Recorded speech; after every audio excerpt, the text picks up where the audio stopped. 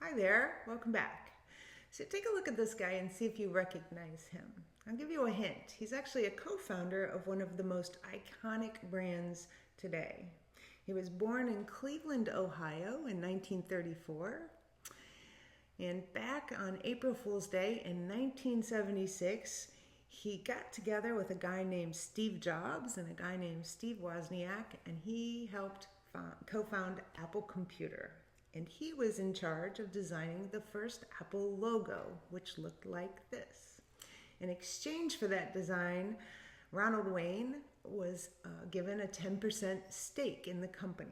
And less than 2 weeks later, Wayne sold his share of the company for $800 and accepted another $1,500 to forfeit any future claims to Apple. If he would have kept that 10% stake in Apple, today it would be worth over $75 billion. In 1977, the logo was changed to something a little bit more simple. So here's a little pop quiz. Which one of these Apple logos is correct? We would think that as simple as it is and as much as we see it, it would be really easy to pull it out of a lineup like this, but most people can't. And I'll tell you the answer is the apple in the middle of the last line. Companies like Apple spend big dollars to create logos that have instant brand recognition and association in consumers' mind. But a recent study was conducted to find out just how accurately people can remember the details of these iconic logos that brands spend so much money to create. So they pulled together 156 Americans, ranging in age from 20 to 70, and the group was pretty much evenly split between males and females. The participants were given some training on basic drawing software to maximize the accuracy of their drawings, and then they spent about a half an hour each to draw these 10 iconic logos from memory. Let's take a look at how well people did with the Apple logo. With more than 600 million people across the world wearing, carrying, and using products with this very simple logo and a fairly consistent evolution of design, one would think it would be pretty easy for most people to recreate, right? Not so much. If Apple's logo was rebranded the way these participants remembered it, here are some examples of how it would look.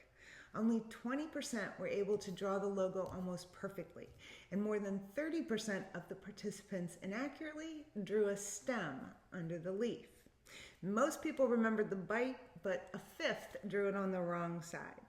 However, of the 10 logos, the Apple logo came in third in terms of accuracy, behind IKEA and Target. The logo that ranked dead last in terms of participants being able to accurately reproduce it, Starbucks. Only 6% were able to draw a near-perfect logo with all of the design elements. And admittedly, the Starbucks logo is much more complex than some of the others.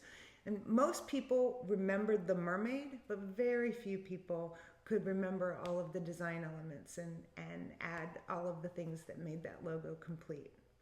Starbucks sells about 18 million cups of coffee each day, and that logo is on the cup, on every single cup. And yet, the details of this mermaid made this logo the least accurately remembered of all the brands in the study.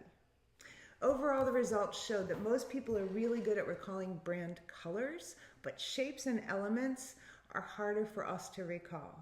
Based on more than 1,500 drawings created over a period of 80 collective hours, about 80% of the participants selected the correct colors, but the elements and the images are really fuzzy for most people. So how can logos from companies as pervasive as Apple and Starbucks be so hard for us to recall from memory? Well, psychologists maintain that it's a cognitive process that stems from attentional saturation, and they've called it inattentional amnesia. The concept is this: because we see these logos so often, the brain actually stops noticing the details because we don't need them. We're going to see that logo on the next street corner. Even when participants reported engaging with the brands as consumers, they still performed poorly recreating the details of the logo.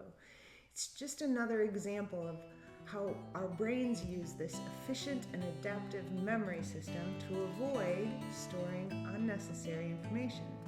We tend to remember the details of things that we think we're not going to see again soon. If you're interested in seeing how the other brands in this study fared, check it out here. And tomorrow, when you grab that cup of coffee at Starbucks, maybe you'll pay a little bit more attention to the logo.